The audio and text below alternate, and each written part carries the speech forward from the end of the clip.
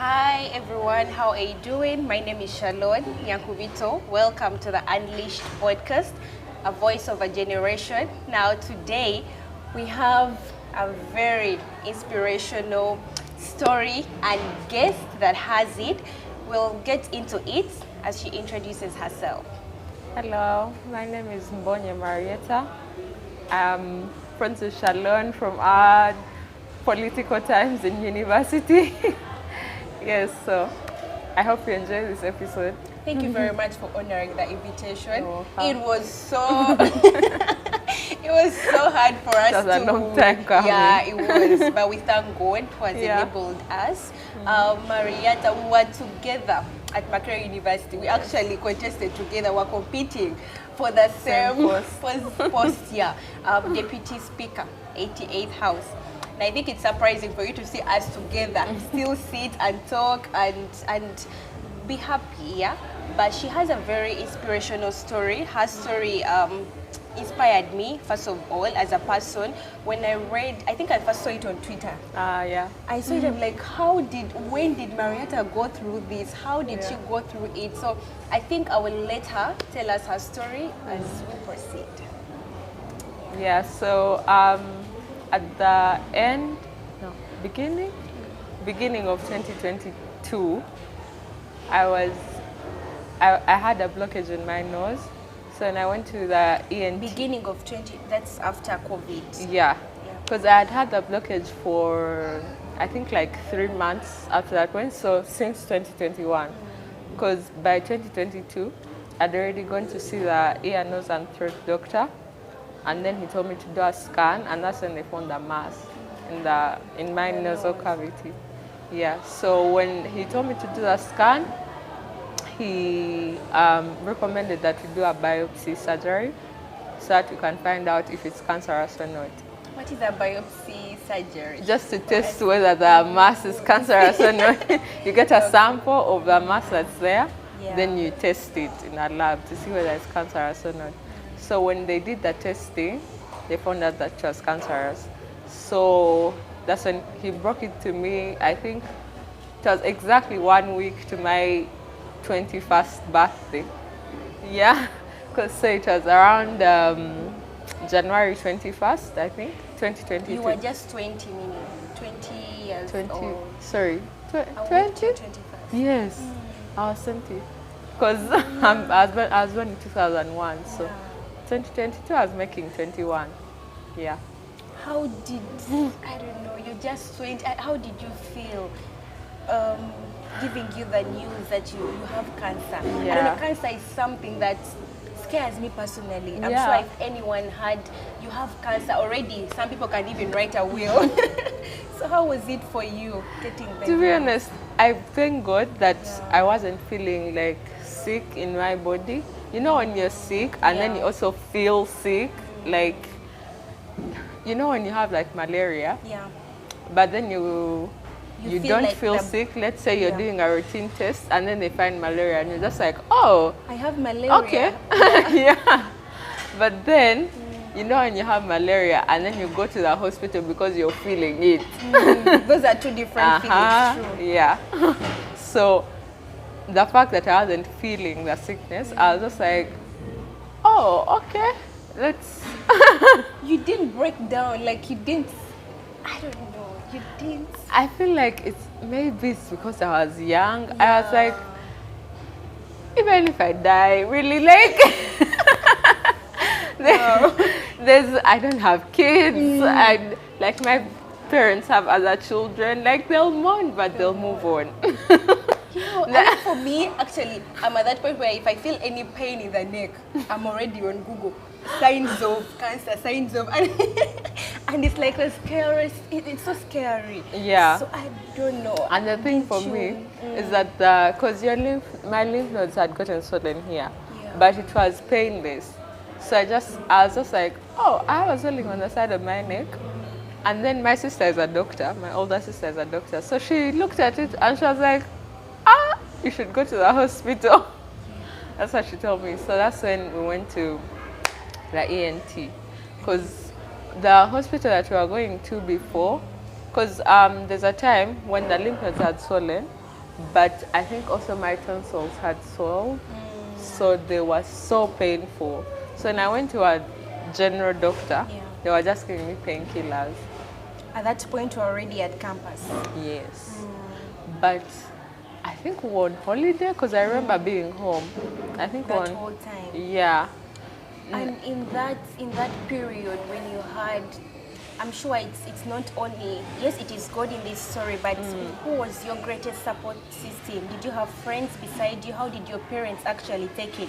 Because you as a child, you might be in that state of, I mean, I have nothing, even if I died, my siblings are there. But your parents and I your know. siblings actually that love you, how was True. it for them? Definitely. My mom was the greatest support system, that's the fact. Because I think once they diagnosed me, she took a month off work. I think like 2 months off work. 2 months. Yeah. So that she can be able to be there for every single treatment. Even when she went back to work, she used to come for every treatment. She used to make me juice every morning, eggs. Even when I was throwing up, she would be like, okay, let me make that juice again. Thank you, Mom. Yeah. Yeah, and then my friends, my roommates at the time, they were so accommodating, but then I had to obviously leave campus Yeah, for you that go period back when I was on treatment. But I still kept my room at hall, just in case, like when I come for tests and I have to sleep at campus. Which hall were you in? Africa Hall. Africa Hall. I was in Africa Hall. Yeah, so sometimes I would have to sleep at campus when I have a test or an exam. And they'll just be like, oh, do you need anything? Like, they are so caring. Then my best friend, Sheila, I think she's the only person I told when I was going through it. Most people I Only told you when one I, person. yeah, Your best friend, like and in my friends roommates. and your roommates. Yeah. Wow. Because the rest of the people I told them after I had already finished treatment. Because I didn't want to worry You everyone. don't want people to be like, oh, Bambi. How is treatment going? Yeah. And then they ask you, oh my goodness, is your hair gone? And if they're seeing you wearing a wig. I feel like most people want that actually, the attention. That's why maybe people will open up so they have that. So how are you going? Should I? You know, all those questions and the attention that. For me, it's not, I don't know, maybe it's because I think I get it from my dad. My dad is also like that. He's very, I don't want to say I'm humble because I know. You are. But it's not it's when a person gets into your space that they get to see the other side Passionate. of you. Yeah, the passionate side of you. But apart from that, you're quiet. You are in our elections. This girl, I don't know where she came. I don't know how she came in the election. I just knew what two people before I knew it. A Marrietta had come, and guess what? You won. So I feel like you're a girl who's like God has His hand on you. That's true. That's true. And I credit that to my mom. My mom is the most prayerful person ever. Yeah, There she's so could be prayerful. most people that are like that. They're always prayerful parents behind them. If not prayerful parents, they've done it themselves. Like they've done the prayer themselves. Definitely. So how has been your education journey? Give us a brief background about your education journey. From primary. From From nursery. No, like how did you're doing mechanical engineering, and the bit that I think inspired me most is that you went through all this, but she still got a first class degree.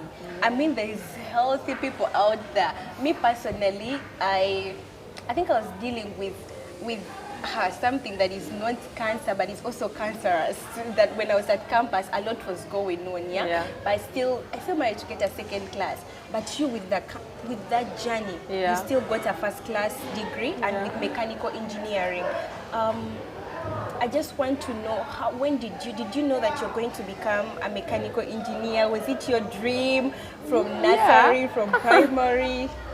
From primary, I think I wanted to be a doctor because my older sister wanted to be a doctor. So you got the inspiration from her? Because I was like, okay, what other professions are there? If it's only doctoring, you could think my parents are doctors. Anyway,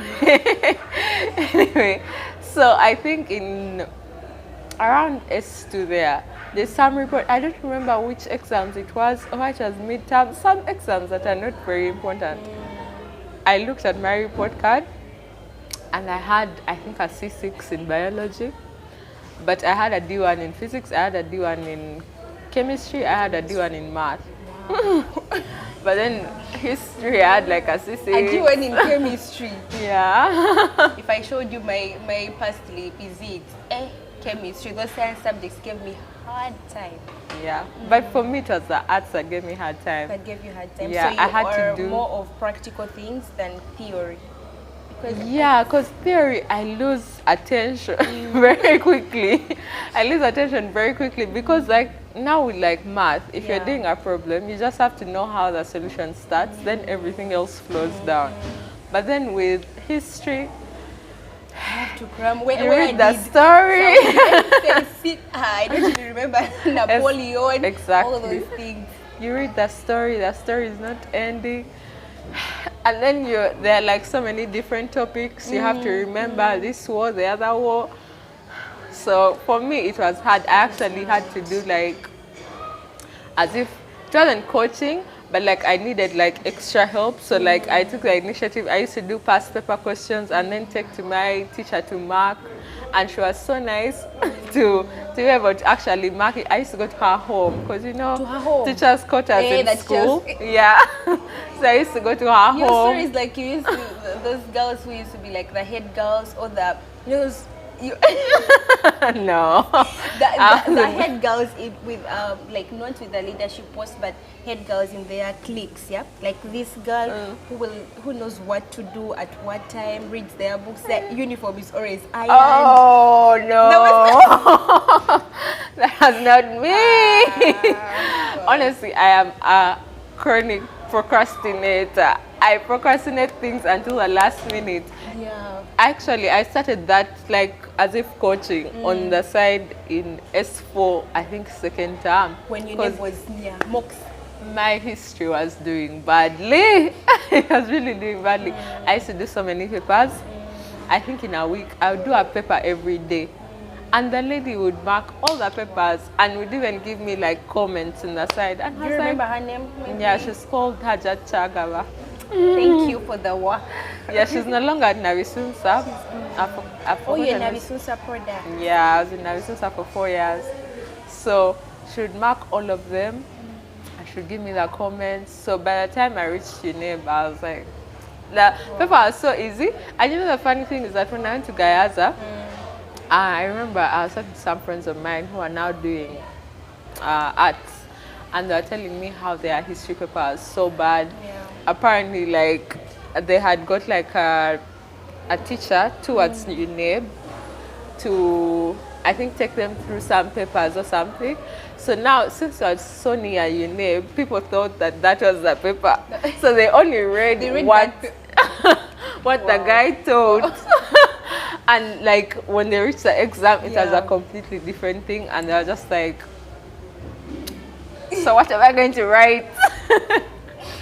I remember history South Africa. I actually had exactly 4 questions to answer. I didn't have many choices. South Africa.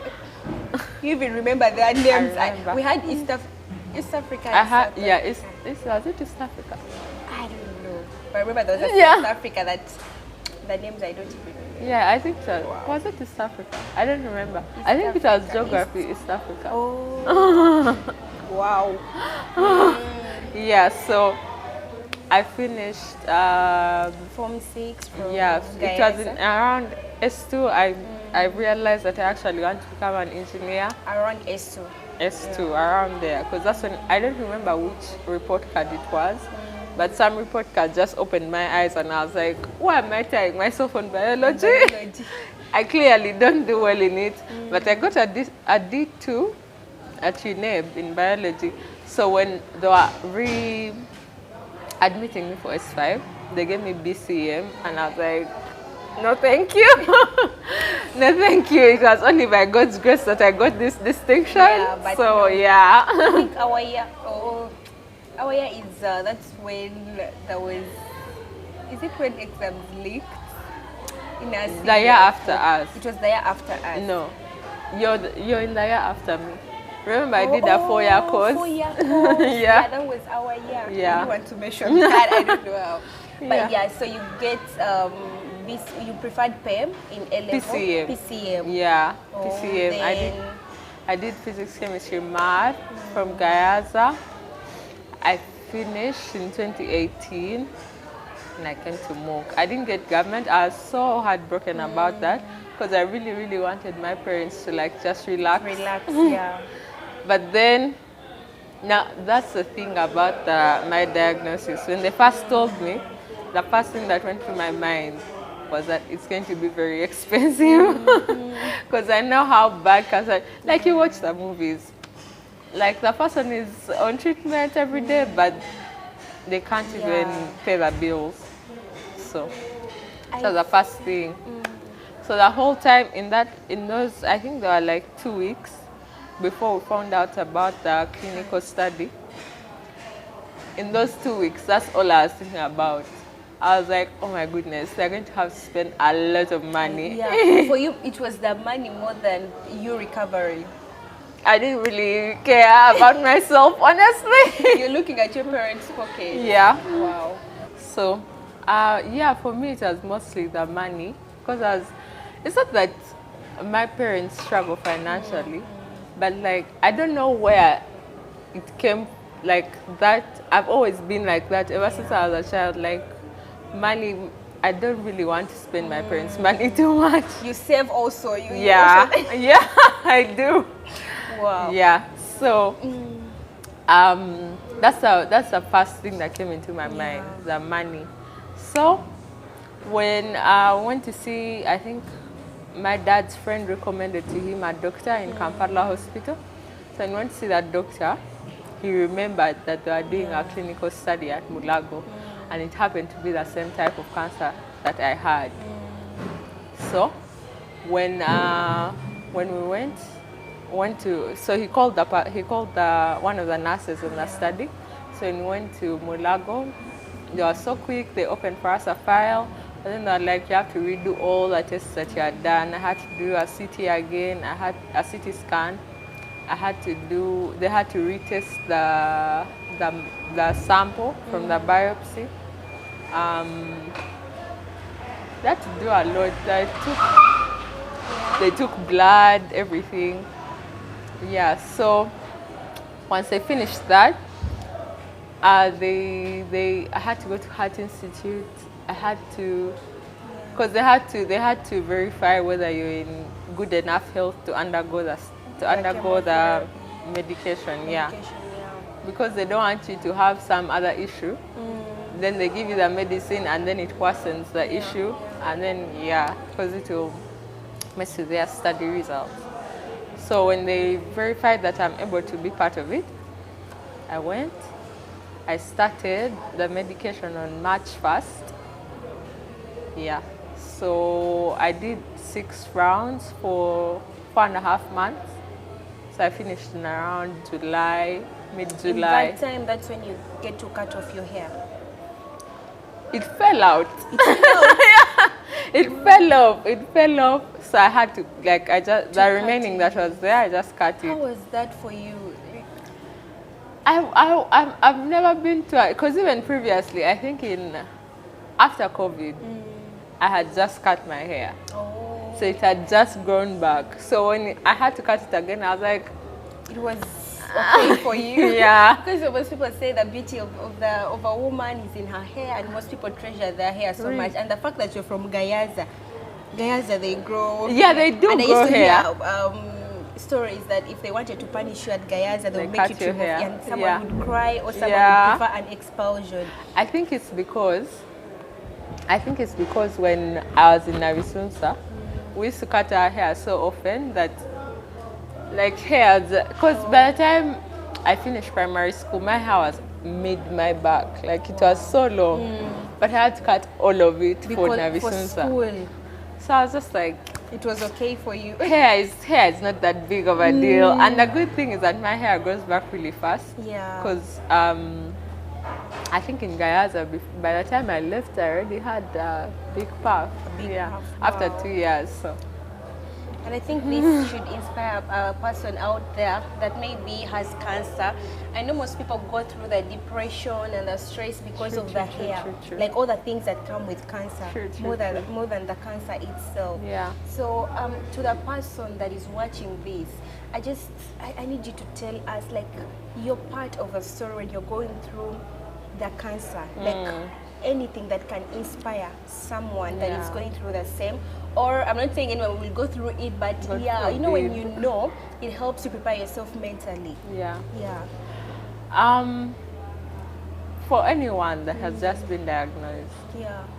or who is going through it, the only way, honestly, that you can get through is just keeping on the positives.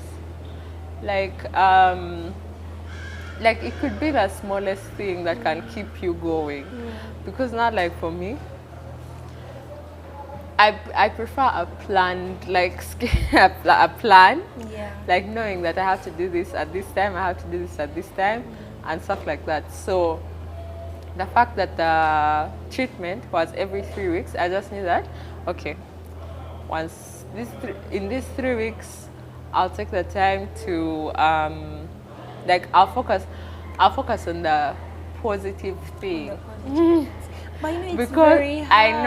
I know because once, okay, for me, when I would finish the treatment, like today, tomorrow I would be throwing up the whole day. I couldn't keep anything down, but my mom would force me to eat. Yeah.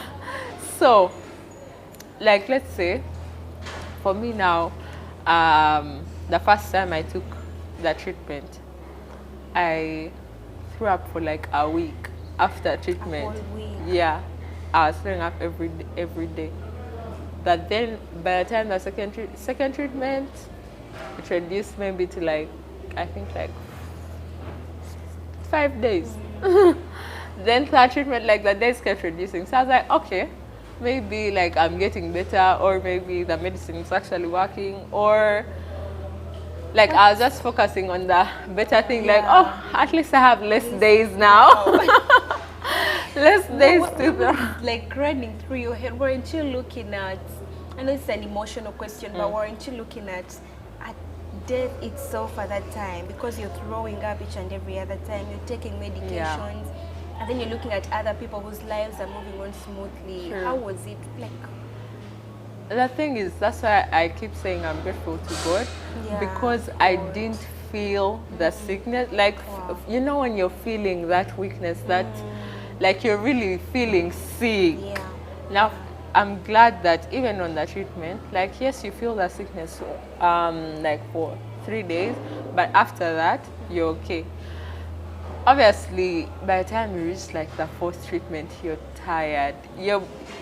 You're really tired, and there's some medication that they give you to counteract the side effects of the chemotherapy. So like that medication that they had given me was making me gain a lot of weight. So first I was I think 64 kilos. By the time I finished the treatment, I was 81.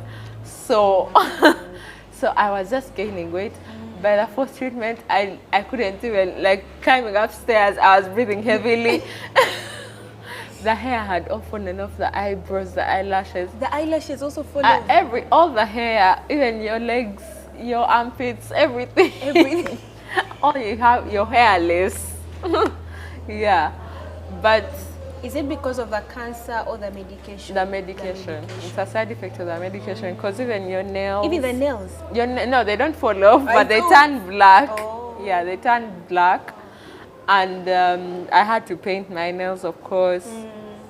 Yeah, then the thing that I'm saying about keeping on the positive side, or like staying positive.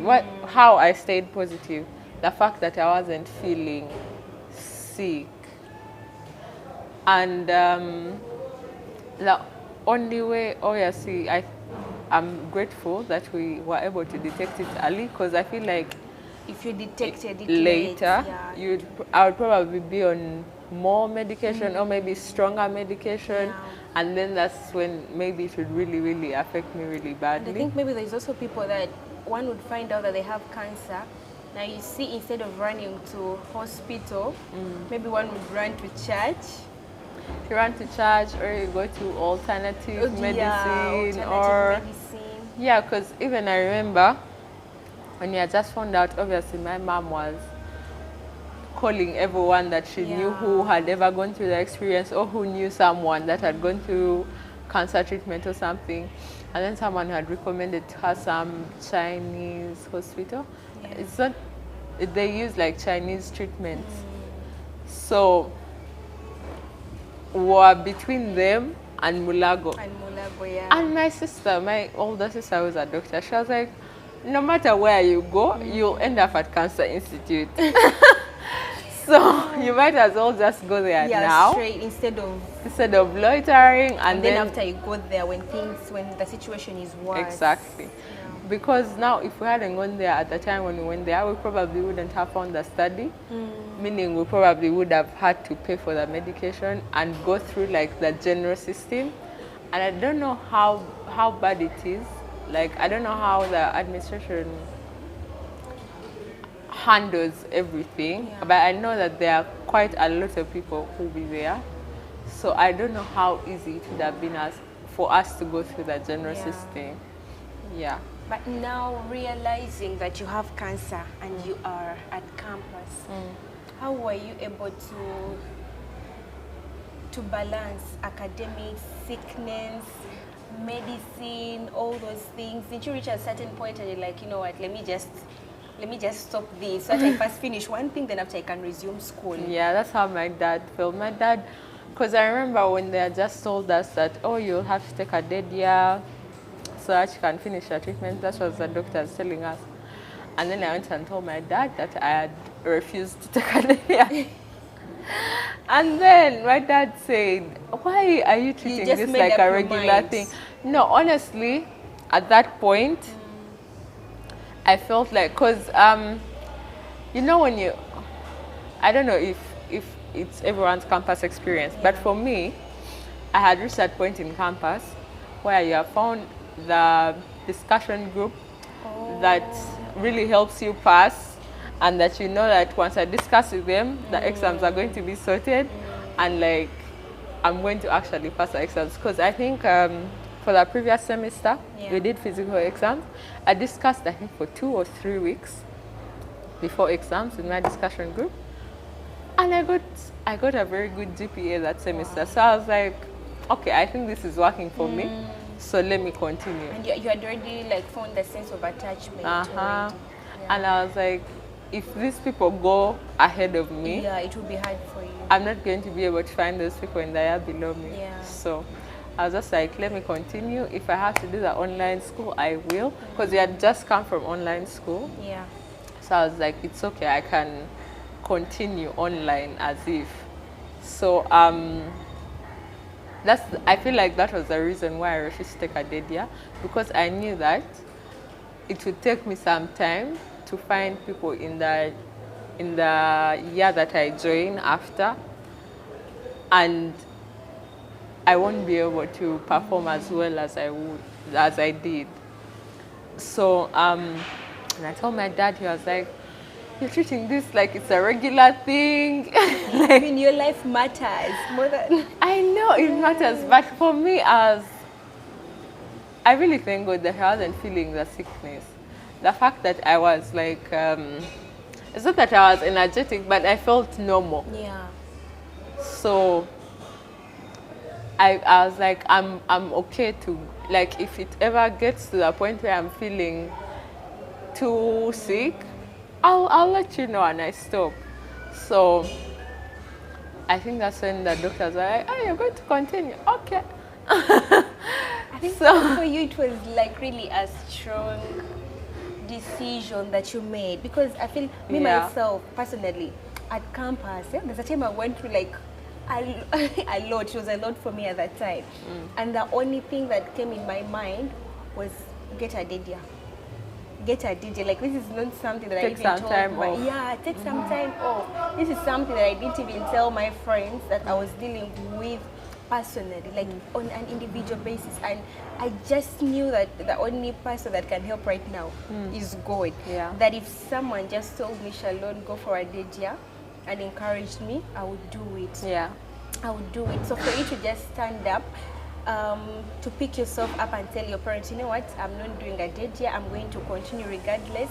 I feel you had like a strong support system. Yes, A definitely. strong support system. Because my discussion mates who I used to discuss with, I just told them I'm going to be home for this semester. I didn't tell them why. You didn't tell them Yeah, why. but I was like, oh, if you could help me put me on like Zoom so that I can be able to attend the lectures.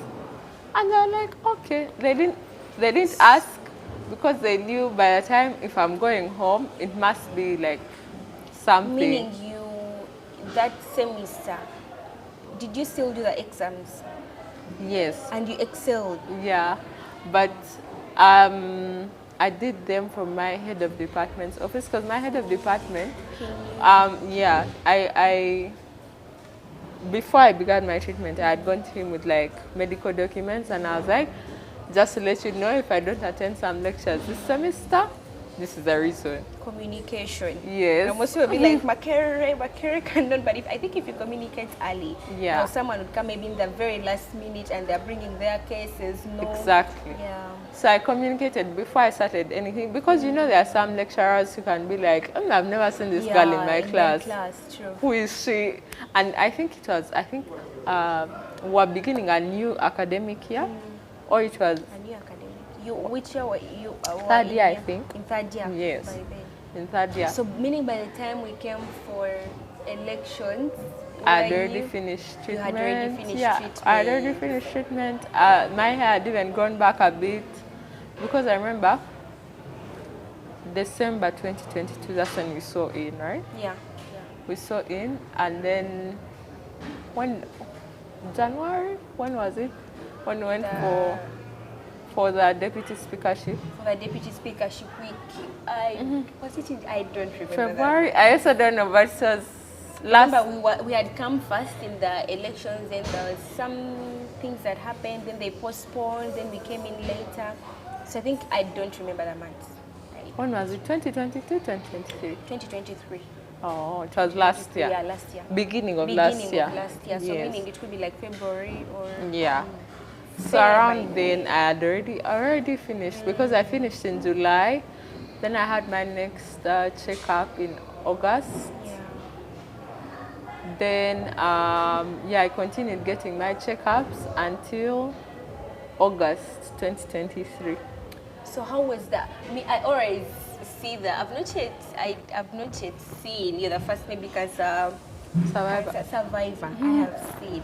So most videos I see, there's always this. You see someone ring a bell to show that they have. How was it for you? Did you also do that? Like, how was it for you to know that I am cancer free? Yeah. Unfortunately for Cancer Institute, they only do the ringing of the bell for the children's hospital. And yeah, because I also asked them, am I going to ring the bell? I said, no, only do that for children. Yeah. But then I was like, oh, we should organize something. But then it never happened. But yeah, they told me, I think in August 2023, that was a year after finishing my treatment. So he was like, you're officially in remission. But I have to keep doing checkups. How was it for you to know that you've been carrying this? You know, cancer itself, I don't even know, is it a disease? It's a heavy... It's a disease. So how was it for you to know that you're cancer free? Yeah, it was so nice because it's so scary going for the checkups because you're like, what if they find something else? What if I have to go through the chemotherapy again? Like, no matter how, you know, when you go through something, and then once it's done, you forget how bad it was. Yeah. It's like how like moms give birth, but then they have like a second and a third child. And after saying that, oh my goodness, childbirth is the worst thing. And then you go, and then you have the fourth child, the fifth, the sixth. So it's like you go through the treatment. like let's say you do the first round. In those 3 weeks to the next round, you're like, okay, oh, okay, yeah, like it's not that bad. Yeah. Then you reach the second treatment, then you're like, oh my goodness, I forgot how bad this was.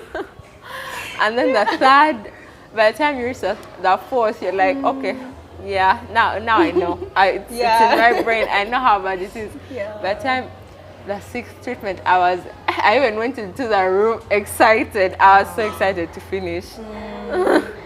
It felt like just lifting a burden off my shoulders. Off your shoulders and off the parents' shoulders, because from the start you're worried about the parents' finances. But my parents will always be worried about my health now, because like any slight thing that I say, oh, I have cough.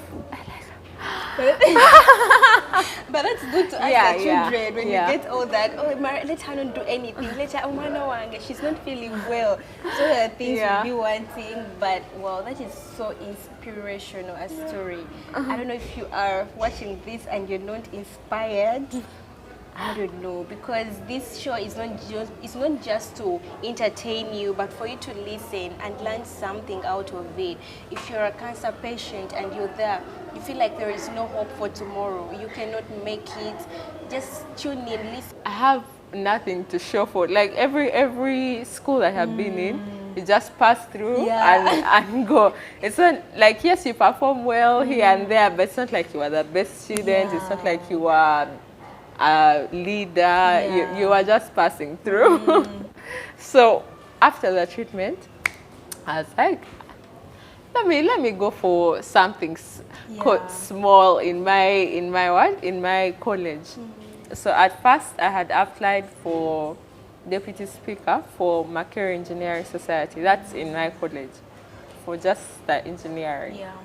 And then I had also applied for disciplinary secretary at my hall, at Africa Hall. Yes. So I was just like, oh, let me have these two little posts. It's not that I'll have many responsibilities. Yes. So when campaign started, that's when the unfortunate incident happened and the student died. Then they postponed everything and made everyone reapply. So by then, I had already been approached by like political people. So I so people know how to realize potential in people, be like that one in that school. So I went for guild representative of my school. Of my school of engineering, and I left that other two posts. So I went for guild representative. You know, it's guild representatives that vote for the speaker and the deputy speaker and all that. So when I came, when they had told us to reapply, that's when like speakership aspirants came to me. They're like, oh, please, okay, like they started approaching me like, oh, how are you, trying to be friendly and all that. Then I think I was approached by people who are like also campaigning for their speakers. So someone else was like, by the way, you could go for deputy speaker. And by then I didn't even know that Marrietta had speakers and deputy speakers. Honestly, I did not know. I found out in that time. I found out in that time, and I was like, oh. I find there's been people that have been preparing since year one for that very position. So if it's not God, then honestly, it was honestly good. So, and they're like, oh yeah, they get paid. What? So I was like, okay, I wouldn't mind a little extra money. So that's when I decided to go. And I was like, since it wasn't like I hadn't really planned for it. Like I wasn't so passionate about it. Even if I lost, I didn't. Like obviously I would care. Like yes, it would hurt, but it wouldn't be, you know, earth-shattering. So that's when I campaigned. I talked to each and every GRC. I remember I actually called her. I was like, hello, I didn't know she was also contesting. Hello, Marrietta. This is a GRC of School of Engineering. I'm kindly asking for your vote. She's like, I'm also coming. But I wish you the best if you win. Honestly, I feel like you would have been the most competent deputy speaker, but I feel like the only reason, I feel like, okay, this is what I've seen, the trend. If there's a speaker who like wants to be in the spotlight, the deputy speaker is like away from the spotlight, then vice versa. Because I saw that the house after us, it's mostly the deputy speaker that's in the spotlight, then the speaker is in the back. Because I think it's a deputy speaker that speaks more than, but for our house it was the speaker. Yeah, for our house it was a speaker. So it couldn't be a speaker in the spotlight and a deputy speaker in the spotlight. And I know that you would have been a very good deputy speaker, but you maybe, like, you know, when two people who are passionate, when they work together, it's very good. But when they clash, there must be one that has to overshadow the other. Exactly. So if all of you are like on the same line, it's going to bring a lot of clashes. So it could either bring a clash or it could bring very good teamwork. Yeah, very good teamwork. So I think people weighed and they're like, this one, if she doesn't go with our things, she'll bring for us problems. So for me, I think the reason why people chose me was because they saw that I was just going to, it's not that I was going to go along with everything, but I wasn't going to be so, let me see how to phrase this. It's not that I wasn't going to be involved, but you're not I wasn't so aggressive, should I say? It's not that I wasn't going to be aggressive, but like, politics wasn't my passion. So like it wasn't my main focus. Like if I had a political engagement and I had like a class or a test, I would choose the class. Like it wasn't going to be my main priority. And I think I'm the kind who would choose going like if you had to attend a lecture and if you had to like just attend a function, you weren't even speaking or anything, just attending. You'd go for the function. I'd go for the function. Me, I would go to class. To class instead. Exactly. So it wasn't my main priority. So like some things they would just be like informing me like, oh, we did this and this and this, just so that I'm in the loop. But it's not like, it's not that they wouldn't ask for my opinion. They would, like, they would say that, oh, what do you think about this and this and this? And I'd be like, yeah, I think what you chose is alright. Yeah, like, because usually what benefits the speaker is what benefits me. Yeah, true. So I know that he wouldn't choose something that wouldn't benefit himself. Yeah. And the thing is that even if I was getting less money or maybe I wasn't getting money where I was supposed to get money, it wasn't my priority. Yeah, I just wanted some little extra. Which is different because most people come targeting the money. I think it was also my case. I just came for deputies because it had speaker in it. I love things to do with speakership. Anywhere, as long as there is, I have to speak. Yeah, that's what I want. So I didn't have money in my mind. That most people would come and tell you, how much, if you win, how much? And it's like, you mean there is money? Exactly. I didn't even know until the person who was telling me about deputy speakership told me that you get paid.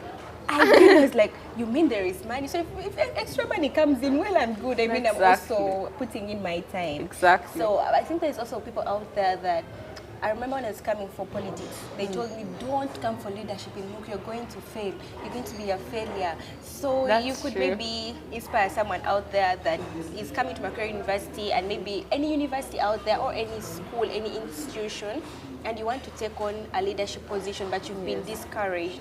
What's one thing you could maybe tell them? Know your priorities. Because there are so many, everyone is going to make you feel like as if everything is important. Exactly. Like they're going to be like, there's this, you have to come, there's this, you have to come. But like, if it's not important to you, do not take it as your number one priority. Because there are so many people who are going to use you for their own agenda.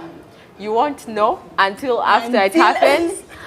And and you just be shocked. You may not even find out. People may just keep you in the dark the whole time, and you find out that you have lost from a situation where if you hadn't engaged, nothing would have happened to you. So just know your priorities, because for me, my priorities were school. If politics was going to get in the way of my books, I was willing to drop the whole position. Wow. For school. Yes. Wow. Because I think also God sees that. Yeah. That's how He also gets to reward you, because I mean, in the first place, they put us to school for results. There's no parent that sent you there and told you, Marrietta, go and become a. But I understand if your passion is politics. I understand how you can want to sacrifice. Yeah. But at the end of the day, if you were the best guild, you may not even be the best guild speaker. If you are maybe the one who everyone liked, but maybe the administration didn't like you, because usually the one who the students like. The administration. Yeah. So the all I can say is that know your priorities. Because at the end of the day, I know university politics is Do you know is that a lot. university politics is the young, I don't know how to even phrase It's like young Uganda. It's a young Uganda. Say, Makerere will teach you things. Exactly.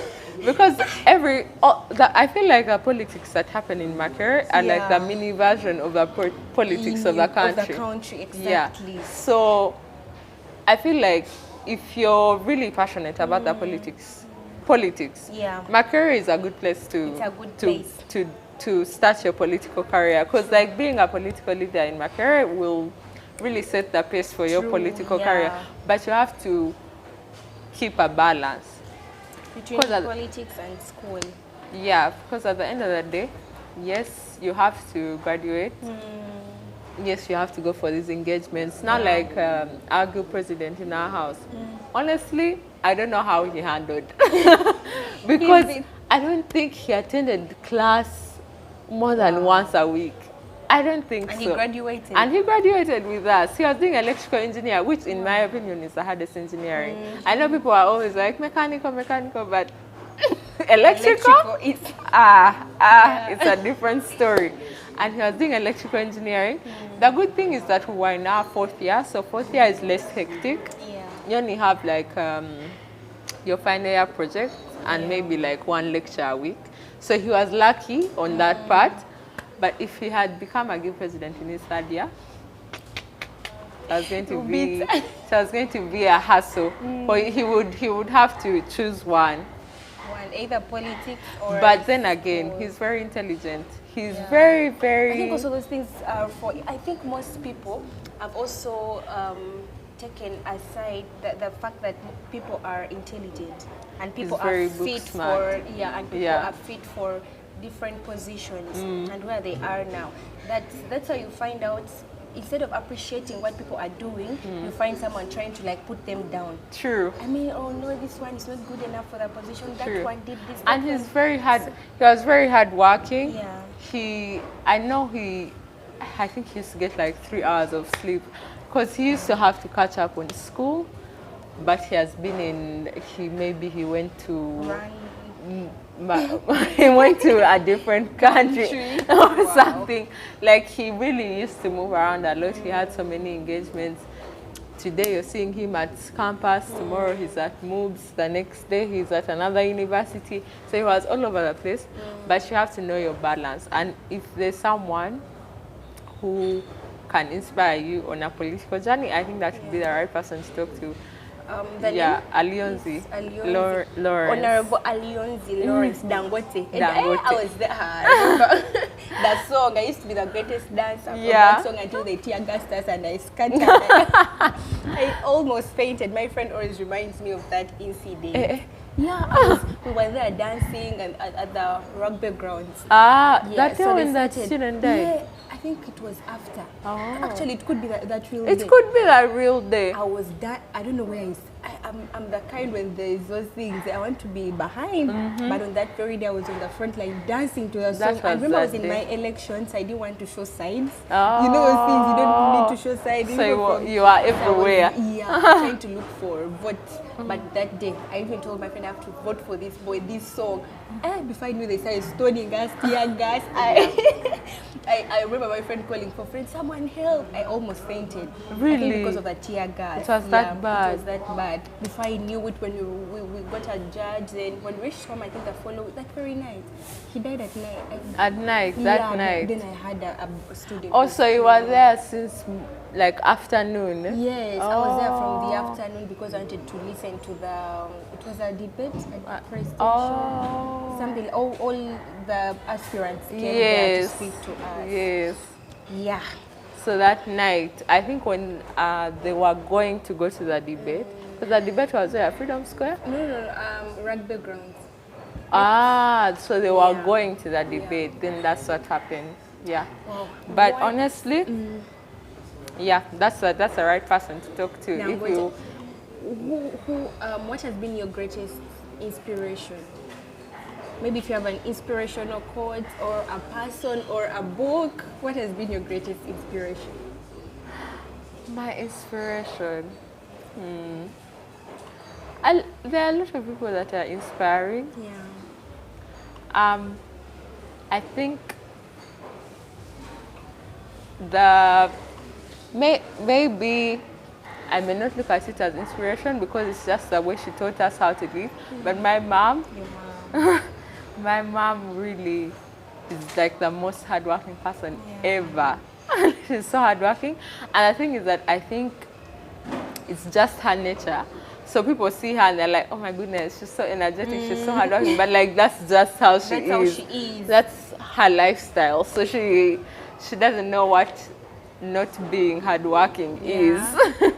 So you have no option but to be the same, in the household.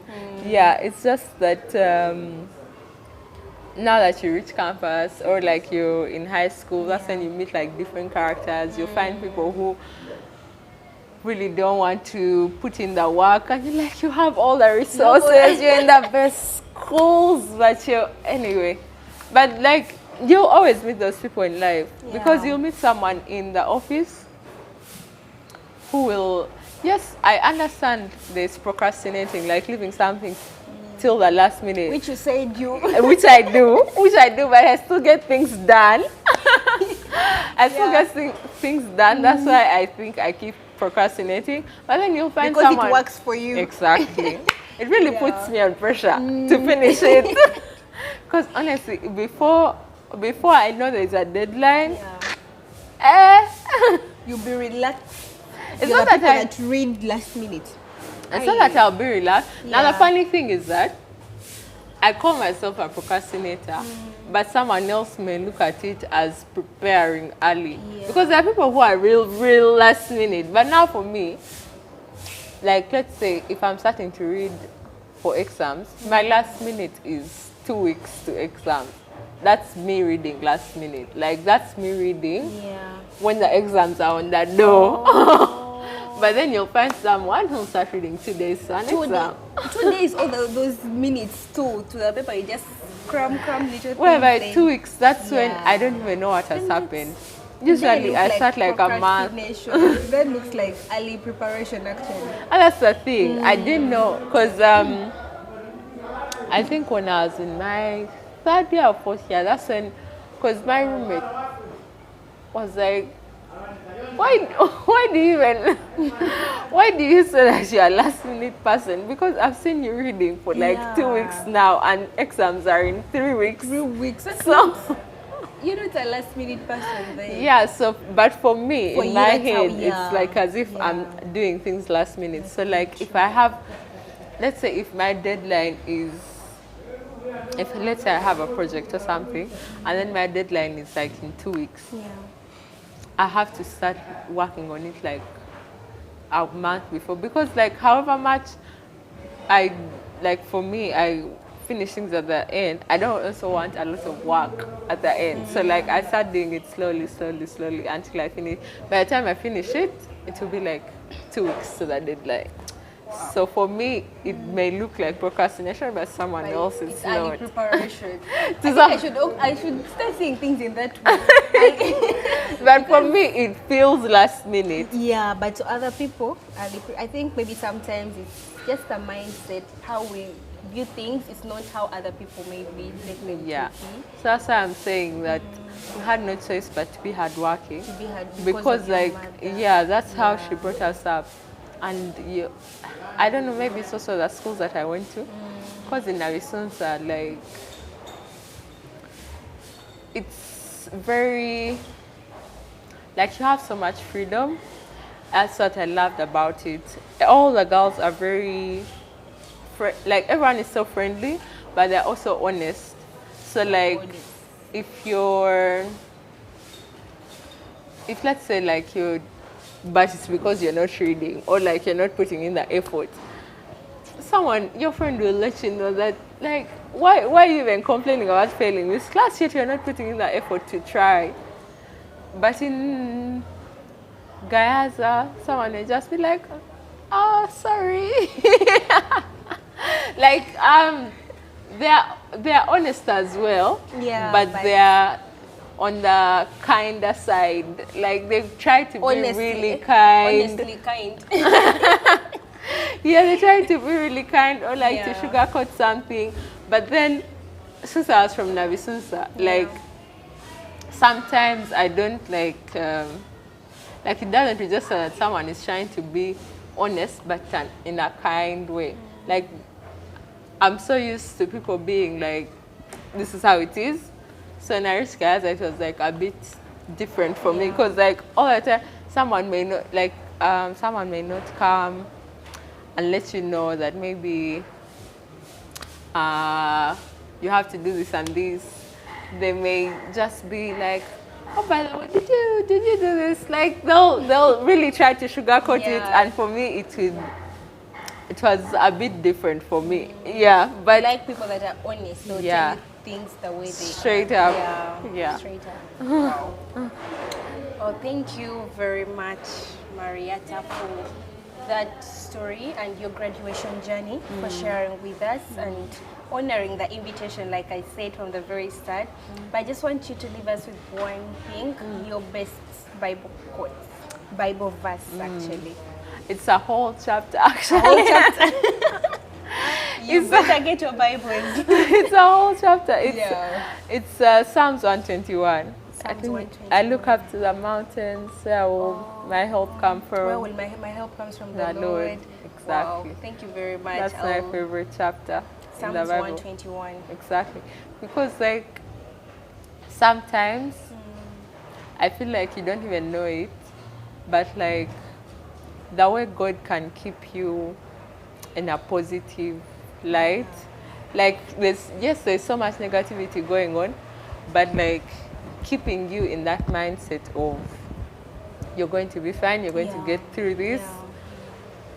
Like, you just have to work through it, and I'll be by your side. And I'll be by your side, exactly. I think at this point, I used to hear people's stories, and I would a little bit doubt, but there's a time I saw God show up for me in times that I least expected, and there is no man, there's no man that can convince me there's no God. Well, there's no man that can convince me this will work out for you the other way. Honestly. Yeah. Because like, out of the worst situation, like my situation, like it was the best possible way. Like, the way it went was the best possible way it could have gone. Because being able to detect it early, first of all, being able to be part of a clinical study where I don't have to pay anything, being able to... Oh, you didn't pay anything? Yeah, it was completely free. That's why I was so immediately they told me we are going to be in this clinical study. It was just like relief. I was just like, whatever medication you want to give me, just give me. It's okay, I'll be here. Let me just take it all. That's why even when I think that's what kept me positive. But I know that even if my parents would have been paying, as long as I stayed with God and in that positive mindset, I would have been able to be like, okay, yes, they spent like 600,000 this week, but am I feeling better? Am I doing Yes, better? Like, at the end of the day, it's you that matters. True. So, in that situation, like, however bad it was, the way it went was the best possible way. Being able to finish my studies. Yeah. Being, With the first class. yeah. You should point out. Being able to finish just was already a huge relief. Yeah. Yeah, because by the time I started treatment, I was already in the first class range. So I just had to maintain. I had to maintain. I mean, maintenance is always a hard thing. True. But it's better than climbing. Like, True. like if you had a low CGPA, then you have to climb. It's harder. So I'm so grateful to the administration in my college, because they're so accommodating. Immediately I told him that yes, I'm doing treatment. And then when the treatment, when I had to go home and do the online classroom home, that's when he was like, oh, you can do that. And I told him I'll be only coming for tests and exams. So he was like, oh, you can do that tests and exams from my office, it's okay. So he was so nice about it. So I'm just grateful for everything that happened. I just know God's hand was in it in every way, because everyone was so like receptive. Yeah. Everyone was so kind, and everything was just working out. Like after I finished the treatment, I came back to campus and everything. This election opens up. I go for it without even any background knowledge. I didn't have any friends in politics. Without investing, without anything. Yeah. I just go for it, Exactly. And then I get the post, and then I'm able to have all these different groups of people from different parts of the college, like having those people as my friends now. Yeah. Because honestly, if I had stayed, Africa Hall is, you know where Africa Hall is? Yeah. My college of engineering, it's just one road. I used to take that one road every day. Yeah. I never meet new people in class. If it wasn't for that, you wouldn't be having that big social Exactly. network. Now how would I even know the guild president? How would you even know me? How would I get to meet the vice chancellor? The vice chancellor.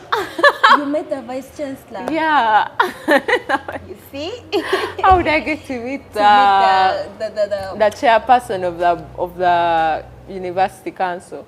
There are so many opportunities that it opened up for me. How would you meet the get to maybe be in touch with the guild president, like on one-on-one? Because most people always see those people from afar. How would I get to know all these different people? How would I get to know you? How would I get to know? There are so many different people that I met in the political yes, space. That I wouldn't have met. And I know that they're all going to scatter and go into different big things. And the fact that I have they're just one call away, is just crazy. You can just see how God was just lining up everything for your own good. Exactly. And I know it's all to you. Comment what your best Bible verse is, so that people out there could look out for it. Thank you very much. We really see that it is God that is in her story, the support system, the family, her mother, yeah, all the people around her, because to most people it's not the cancer actually that kills, but that I think the things that come with the cancer, you not having people that will support you, you not having maybe the finances, the fact that your treatment was 100% free, you didn't pay anything. Yeah, that's a big burden off. It's all God. Yeah, so thank you very much for honoring this. Yes. If you are, I think maybe people would want to look out for you on you could maybe tell them your social media platforms. Okay. Yeah. On Instagram, it's _inshuti_. Then on Twitter, it's Marrietta @MarriettaInshuti. On what else? TikTok? You don't do TikTok? No. This generation is so much on TikTok. Just Instagram and Twitter, I think. Instagram, Twitter, Facebook? No. face, only that too. Yeah. Wow, so you can look out for her. And also her story was also, it was put on NTV. So if you want to maybe listen in to more of what she was saying, you can look out at NTV, maybe on their YouTube. It could be there. Yeah, thank you very much for watching with us. Now, this is not only here to entertain you, but for you to listen, get inspired. If you're a mother that has a child who is battling with cancer, they could watch this and they feel motivated, you know, to push on for the next day. Cancer does not mean, I think you posted something and you said cancer is not a death sentence. Yeah, that if you have cancer, there's still hope for you. There's still hope for tomorrow. Yeah. So thank you for watching. It's been Unleashed, a voice of a generation. We are on YouTube. It's a podcast. We are on YouTube. You can look out for us on Instagram, X, which is Twitter. Which are the TikTok. We're going to put all those different the clips on the different platforms for you to watch. Thank you very much. Until then.